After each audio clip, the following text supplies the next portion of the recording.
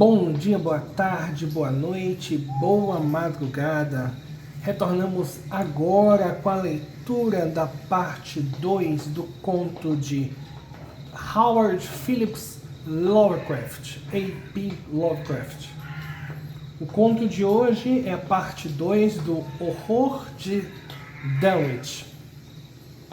Não se preocupe que a parte 1 está no link na descrição e você pode acompanhar esta parte 2, mas sugiro que ouça a parte 1 anteriormente. Foi mais ou menos depois dessa época, no Halloween, que uma grande fogueira foi vista à meia-noite no topo da colina Sentinela. Provocou um grande burburinho.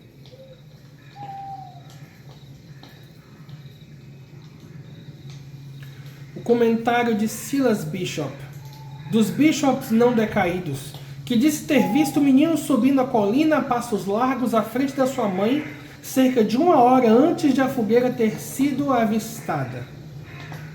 Silas estava recolhendo uma novilha desgarrada, mas esqueceu sua tarefa quando de relance viu as duas figuras na fraca luz de sua lanterna. Mãe e filho se lançavam impetuosos e quase sem ruído através do mato rasteiro. E o atônito observador teve a impressão de que eles estavam completamente nus.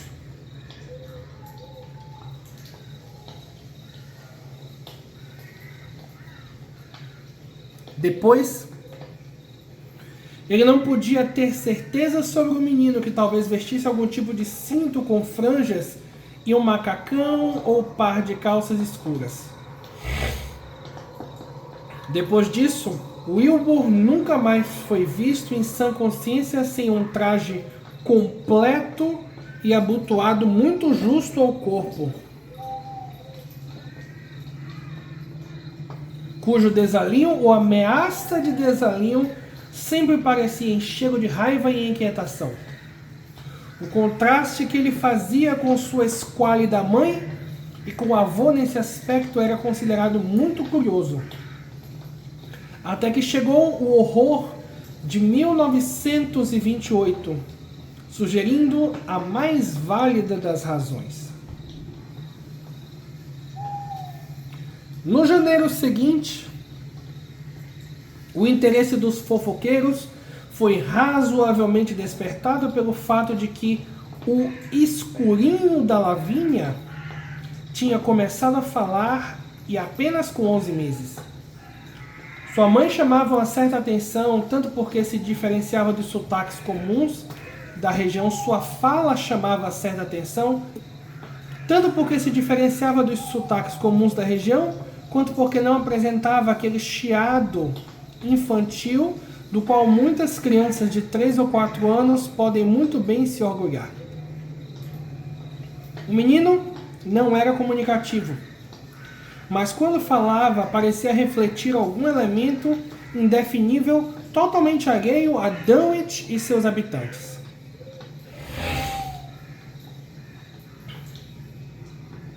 A estranheza não reside no que ele falava, nem nas expressões simples que usava, mas parecia vagamente ligada com sua entonação ou com os órgãos internos que produziam os sons falados.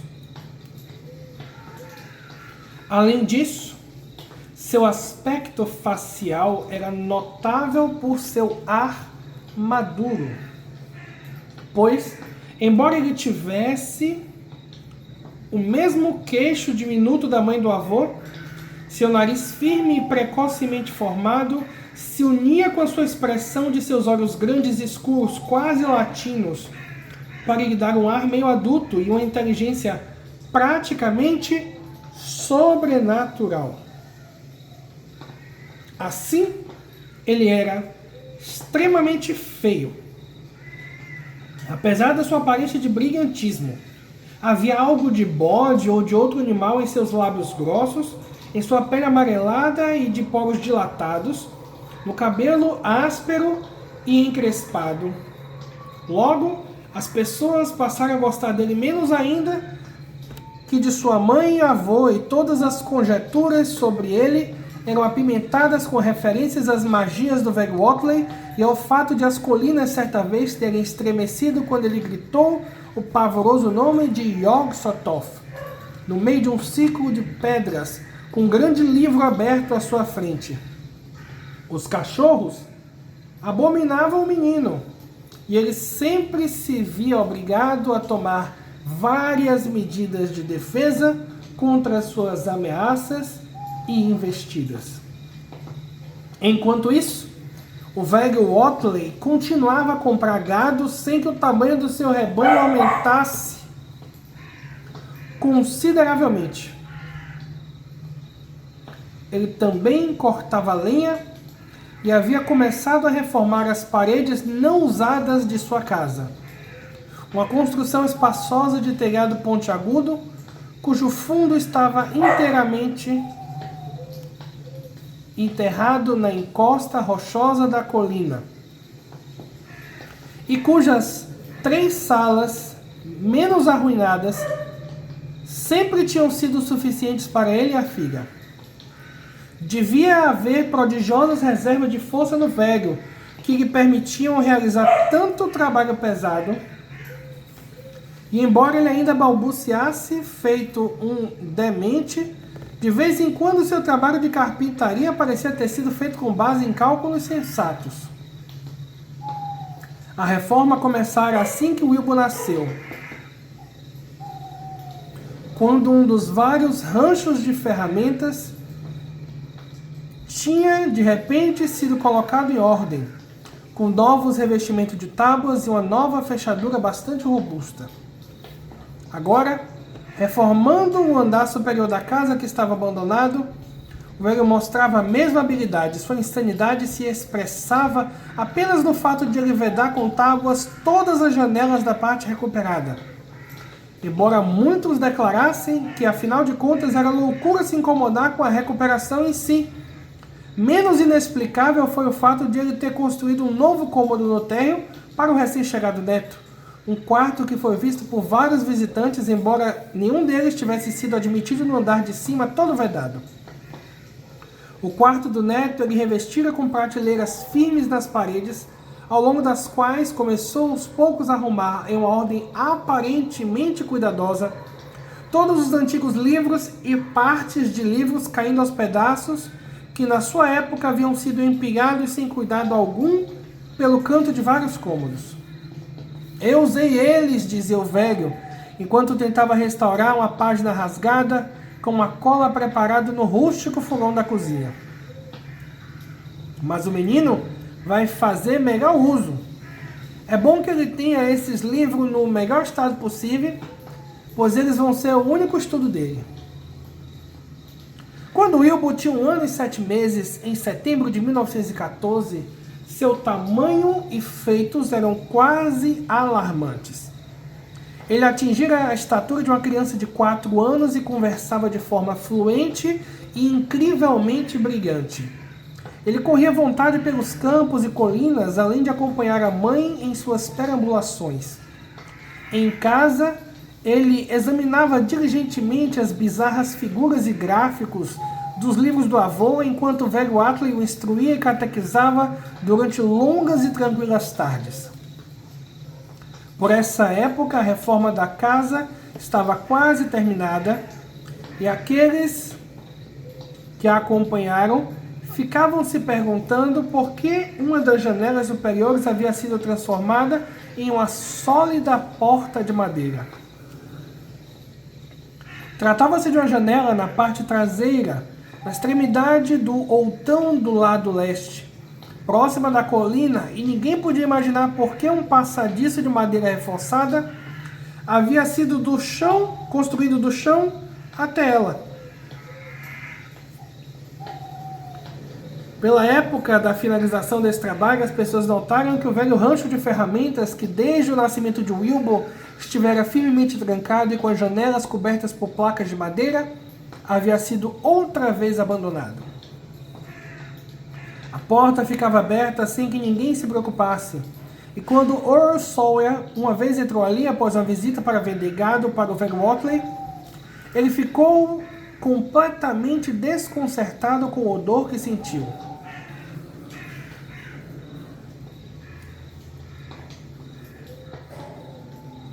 Um fedor, asseverava ele, que nunca havia sentido em toda a sua vida, exceto perto dos círculos feitos pelos índios nas colinas, e que com certeza não vinha de nada são neste mundo. Por outro lado, as casas e barracões de Dunwich nunca haviam sido notáveis por sua pureza olfativa. Os próximos meses não trouxeram eventos que chamassem a atenção, a não ser pelo fato de que todos juravam que os misteriosos ruídos nas montanhas estavam aumentando. Devagar, mas continuamente. Na véspera do 1º de maio de 1915, houve tremores que até mesmo o povo de Aylesbury sentiu. E no Halloween seguinte, se produziu um ribombar subterrâneo estranhamente sincronizado com explosões de chamas, bruxaria dos Watleys, que vinham da colina Sentinela. Wilbur crescia de forma sinistra, assumindo o aspecto de um menino de 10 anos quando atingiu 4. Nessa época, lia avidamente por si mesmo, mas falava muito menos que antes. Um constante ar taciturno tomava conta dele, e pela primeira vez as pessoas começaram a comentar especificamente sobre uma expressão de maldade que surgia em sua cara de bode.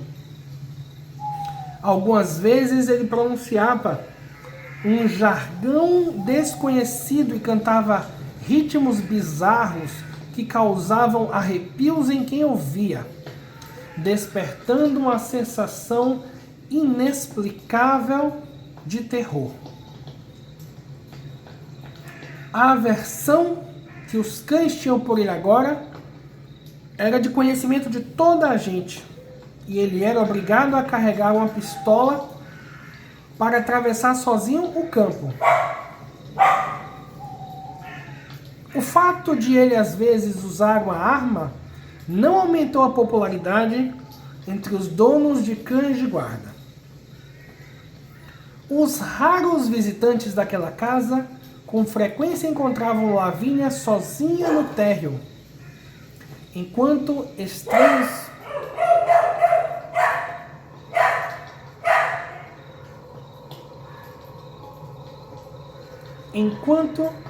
estranhos gritos e passos ressoavam no segundo andar todo vedado.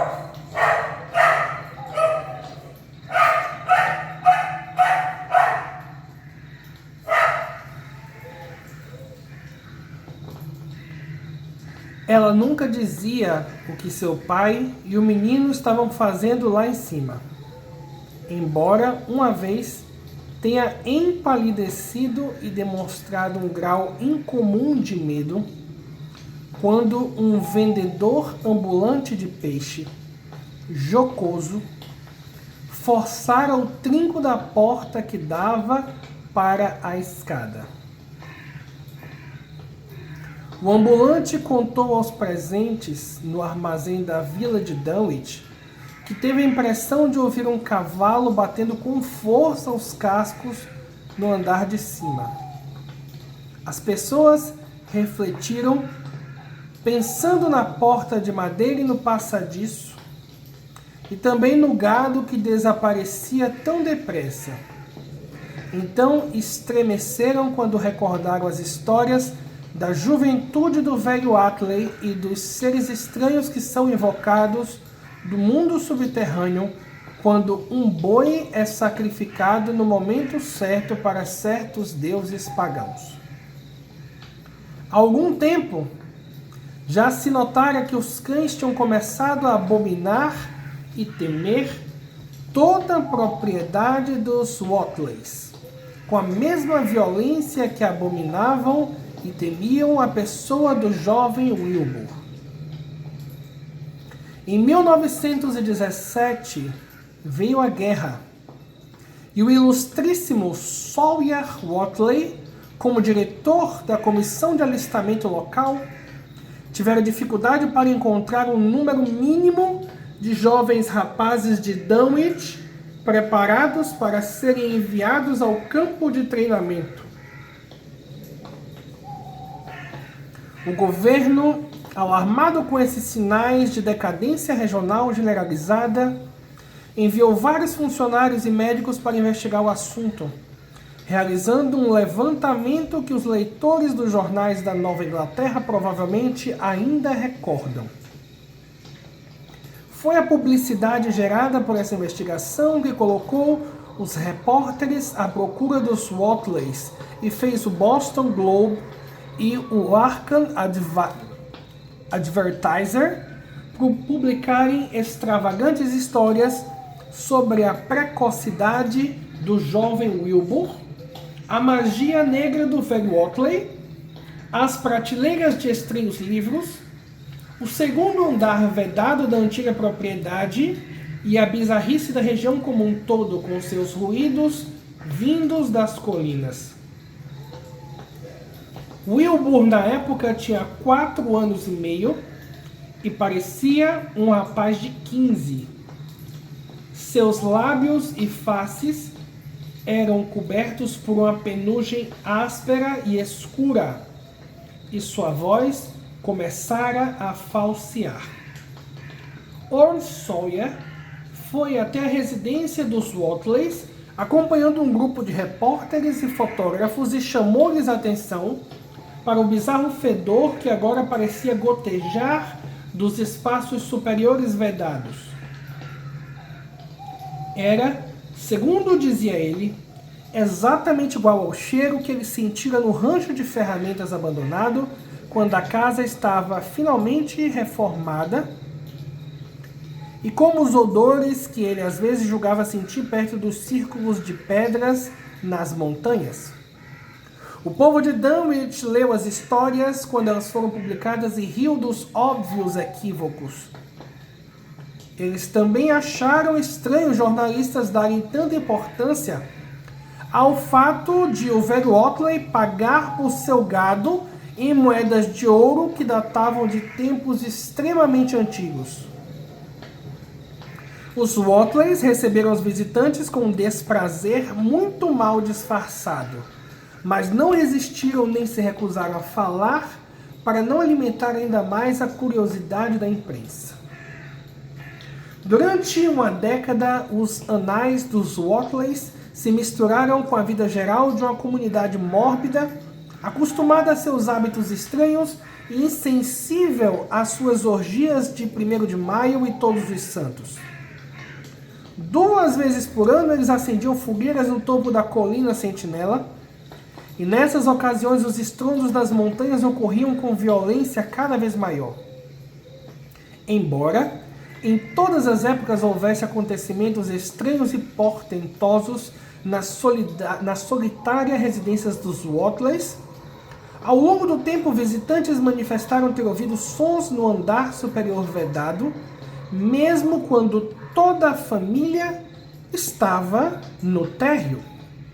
E eles se admiravam com a frequência ora maior e ora menor com que geralmente acontecia o sacrifício de um boi ou de uma vaca. Falou-se em uma denúncia à Sociedade para a Prevenção da Crueldade contra os Animais, mas isso não deu em nada, já que o povo de Dunwich não estava nem um pouco interessado em chamar sobre si a atenção do mundo lá fora.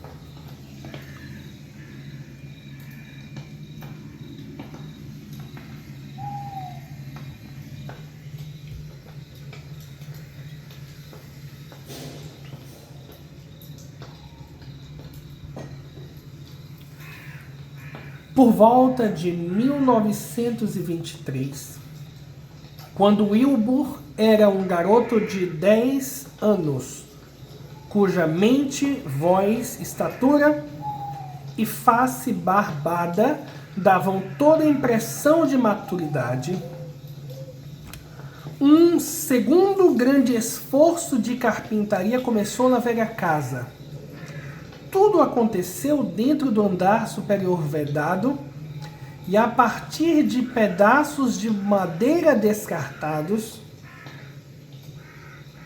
As pessoas concluíram que o jovem e o avô tinham derrubado as divisórias e até mesmo removido o assoalho do sótão, deixando apenas um grande vão aberto entre o andar térreo e o telhado pontiagudo. Eles também tinham derrubado a grande chaminé central e adaptado o fogão enferrujado a um tubo externo feito de lata fina.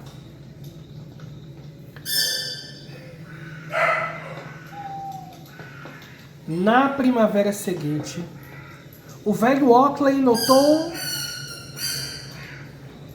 o crescente número de bacuraus que vinham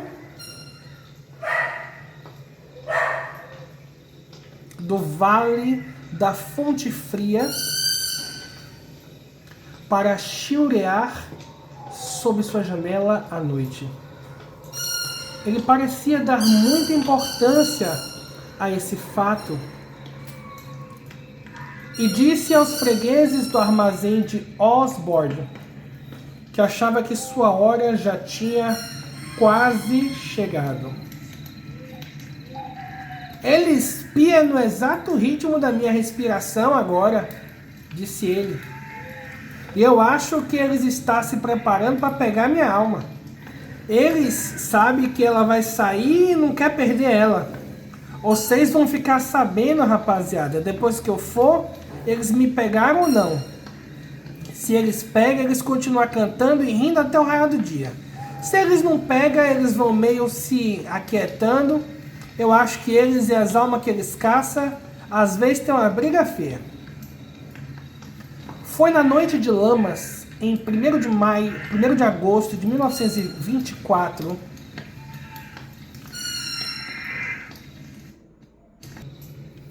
foi na noite de Lamas, em 1º de agosto de 1924, que o Dr. Halton de Aylesbury foi chamado às pressas por Wilbur Otley, que, rasgando a escuridão num dos poucos cavalos que lhe restavam, chegou até o armazém de Osborne, no vilarejo, para telefonar ao médico. Ele encontrou o velho Otley em estado muito grave, com o coração fraco e a respiração estertorosa, condição que indicava que o fim não estava distante. A disforme filha albina e o singularmente barbado neto mantinham-se ao pé da cama, enquanto do espaço vazio sobre eles vinha a inquietante sugestão de vagas ou batidas ritmadas como ondas em alguma praia plana. O médico, porém, estava mais incomodado com os pássaros noturnos chiureando lá fora, uma aparentemente infinita legião de bacuraus que gritavam sua infinda mensagem em repetições que diabolicamente tinham o mesmo ritmo dos chiados ofegantes do moribundo. Era estranho e inatural. Tudo muito igual, pensou o Dr. Halton, a toda aquela região que ele entrara com tanta relutância para atender ao chamado urgente. Por volta de 1 hora, o velho Otley recobrou a consciência e interrompeu seu chiado ofegante para sussurrar algumas poucas palavras sufocadas para o neto. Mais espaço, Willie, mais espaço logo. Você cresce e aquilo cresce mais rápido. Ele vai estar pronto para te servir logo, rapaz. Abre os portão para Yog-Sothoth com um longo encantamento que você vai achar na página 751 da edição completa. E depois bote fogo na prisão. O fogo da terra não pode queimar ele agora. Sem dúvida estava louco. Depois de uma pausa durante a qual o bando de bacuraus lá fora ajustou seus gritos ao ritmo alterado da respiração, e indícios dos ruídos estranhos das colinas chegaram de muito longe, ele acrescentou uma ou duas palavras. Alimenta sempre ele, Winnie, e repare na quantidade, mas não deixe ele crescer depressa demais para o lugar, porque se ele destruir o quarto ou sair antes de você abrir o portal para Yog-Sothoth, é o fim. E tudo que fizemos foi à toa. Só eles do além pode fazer ele se multiplicar e trabalhar. Só eles, os ancestral, que quer voltar. Mas a fala foi mais uma vez substituída por arfadas ofegantes. E Lavínia gritou ao perceber a mesma coisa. Os bacuraus seguiam as alterações de ritmo. Foi a mesma coisa por mais de uma hora. E então veio o último estertor. O Dr. Halton fechou as pálpebras enrugadas sobre os vidrados olhos cinzentos, e o tumulto dos pássaros se transformou imperceptivelmente em silêncio. Lavínia soluçava, mas Wilbur apenas riu baixinho, enquanto as colinas ribombavam vagamente. Eles não levaram ele, murmurou, com sua pesada voz grave. Por essa época, Wilbur era um estudioso de tremenda erudição, em seu modo unilateral, e travara um discreto contato por meio de correspondência com muitos bibliotecários de lugares distantes, onde antigos livros raros e proibidos eram guardados. Ele era cada vez mais odiado e temido em Dunwich, por causa do desaparecimento de certos jovens, a suspeita recaindo vagamente sobre sua porta, mas ele era sempre capaz de silenciar os curiosos pelo medo ou pelo uso daquela antiga reserva de ouro que, ainda como no tempo de seu avô, era destinada regularmente e com frequência crescente para a compra de gado. Agora ele tinha um aspecto tremendamente maduro e sua altura, tendo chegado ao limite adulto normal, parecia inclinada a ultrapassá-lo. Em 1925, quando certo dia um estudioso correspondente da Miskatonic University o visitou e partiu pálido e intrigado, ele já media mais de 2 metros. Ao longo dos anos, Wilbur tratara sua semideformada mãe albina com um desprezo cada vez maior, finalmente proibindo-a de ir às colinas com ele no 1º de maio e no dia de Todos os Santos. Em 1926, a pobre criatura se queixou a Mamie Bishop de que tinha medo dele.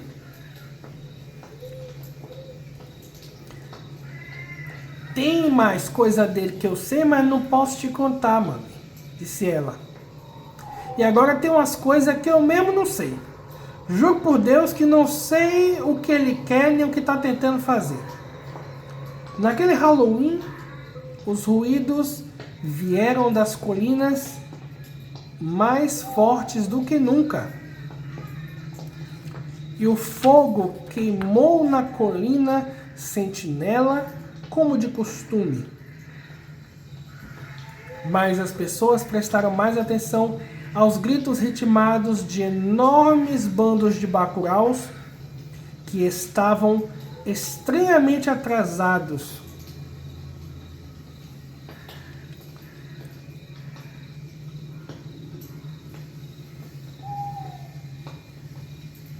e pareciam estar reunidos perto da sombria propriedade dos Watleys. Depois da meia-noite, seus gritos explodiram em um tipo de gargalhada pandemoníaca que encheu toda a região, e as aves só se calaram finalmente ao romper do dia. Depois desapareceram, voando apressadas para o sul, onde já deveriam ter chegado um mês antes. Do significado daquilo ninguém teve certeza até bem depois. Nenhum dos visitantes do campo parecia ter morrido, mas a pobre Lavínia Watley, a deformada albina, nunca mais foi vista. Continuaremos em breve. No verão de 1927, Wilbur reformou 2 ranchos do pátio e começou a levar todos os seus livros e pertences para lá. Logo depois, Horace Sawyer contou aos fregueses do armazém de Osborne que mais serviço de carpintaria estava acontecendo na casa dos Walkleys. Wilbur estava fechando todas as portas e janelas do andar térreo e parecia estar retirando as divisórias, assim como ele e o avô tinham feito no andar superior 4 anos antes. Ele estava morando em um dos ranchos e Sawyer achava que ele parecia incomumente preocupado e trêmulo. As pessoas em geral suspeitavam de que ele sabia algo sobre o desaparecimento da mãe, mas muito pouca gente chegava perto de sua propriedade nessa época. Sua altura já era superior a 2,10 metros e ainda não parecia ter estacionado. Continuaremos na parte 3, a leitura do conto de A.P. Lovecraft, O Horror em Dunwich. Desejo a você um bom dia, uma boa tarde, uma boa noite e uma boa madrugada.